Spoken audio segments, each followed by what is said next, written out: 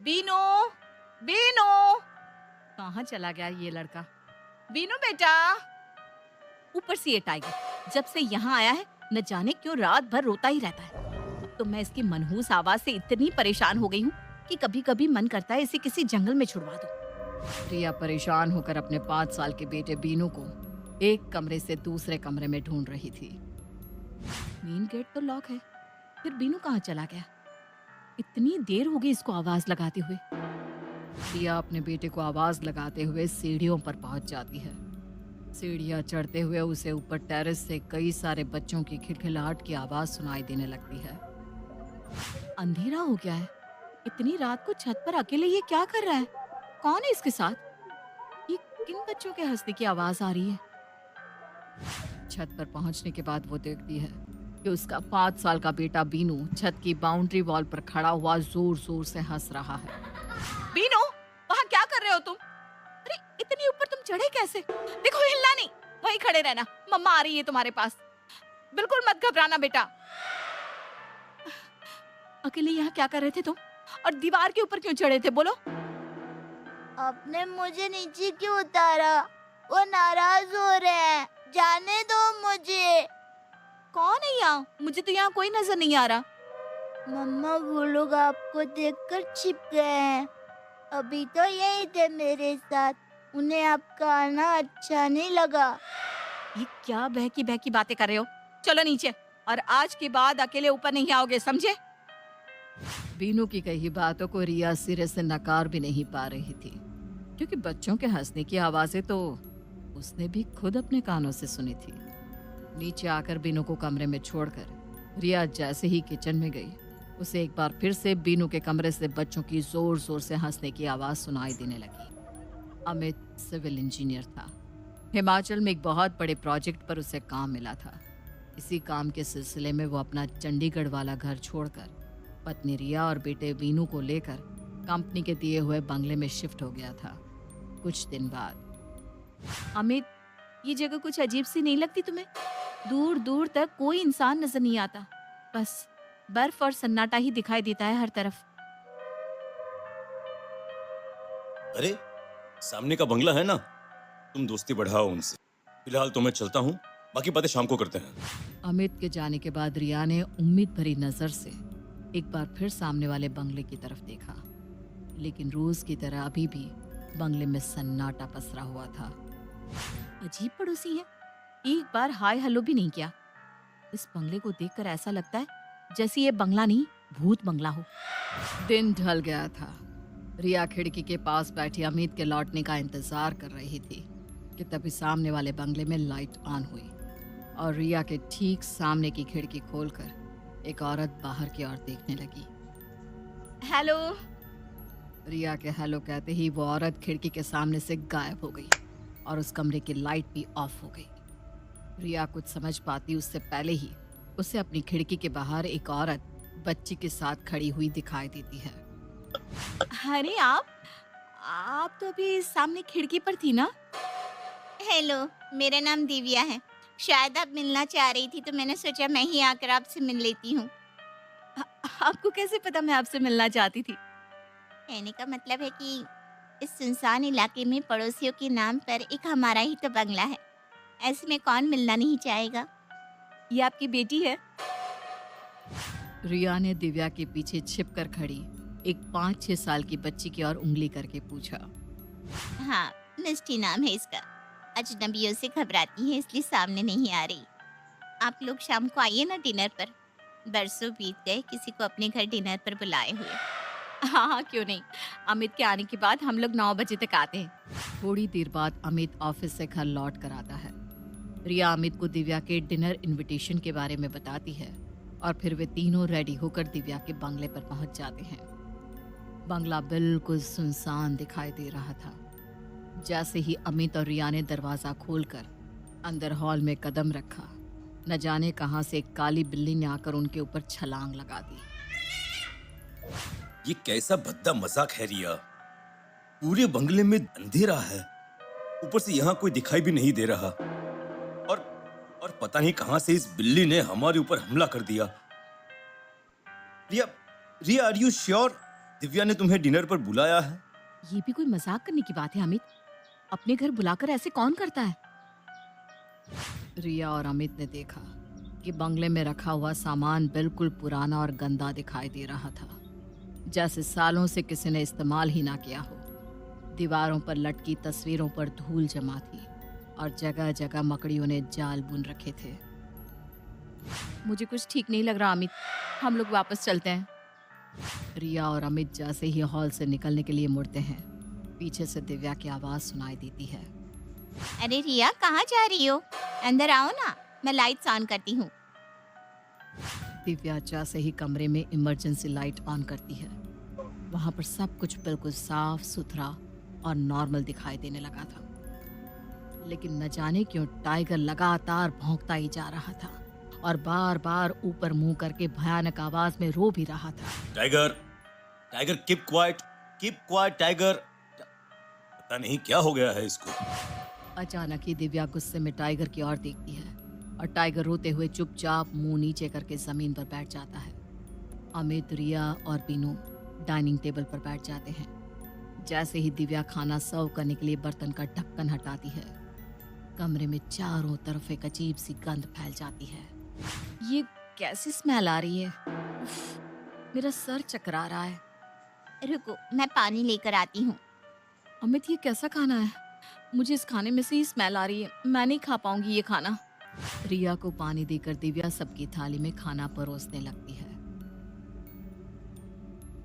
छी, अरे ये कैसा खाना है? इसमें तो कीड़े हैं, तभी इसमें से इतनी बदबू आ रही थी। आई एम सो सॉरी, वो एक्चुअली थोड़ा फाइनेंशियल क्राइसिस होने की वजह से हमारे बंगले की बिजली डिस्कनेक्ट हो गई है। अंधेरे में खाना बनाने के कारण शायद इसमें कीड़े गिर गए हैं। कोई बात नहीं, तुम परेशान मत हो, हम लोग फिर किसी दिन तुम्हारे साथ डिनर करेंगे। अभी हम चलते हैं। रिया और अमित वहां से बाहर निकल आते हैं। तो ये बात है, इन बेचारों के यहाँ बिजली है ही नहीं, तभी पूरा दिन इनके बंगले में अंधेरा रहता है। और मैं भी ना पता नहीं क्या क्या सोच रही थी। दिन के समय तो अक्सर बंगला नंबर 9 में सन्नाटा ही पसरा रहता, लेकिन जैसे जैसे शाम गहराने लगती, कभी दिव्या तो कभी उसका पति महेश बंगले की खिड़की पर खड़ा हुआ नजर आ जाता। रिया और अमित की भी उनसे दोस्ती हो गई थी और अब वो अक्सर रिया के यहाँ आने जाने लगे थे। अमित, एक बार टाइगर को दिखा लो ना। जब से हम लोग यहाँ आए हैं, इसका बिहेवियर कुछ अजीब ही है। पहले रात रात भर रोता रहता था और अब गुमसुम सा एक कोने में बैठा रहता है। मुझे लगता है इसकी तबीयत कुछ ठीक नहीं है। हाँ, ठीक कह रही हो। अच्छा प्रिया, तुमने बताया था ना कि दिव्या और महेश के 3 बच्चे हैं, लेकिन वो लोग जब भी हमारे घर आते हैं अकेले ही आते हैं, अपने बच्चों को लेकर क्यों नहीं आते? यहाँ तक कि पिछले 2 महीने में मैंने एक बार भी उनके बच्चे को नहीं देखा है।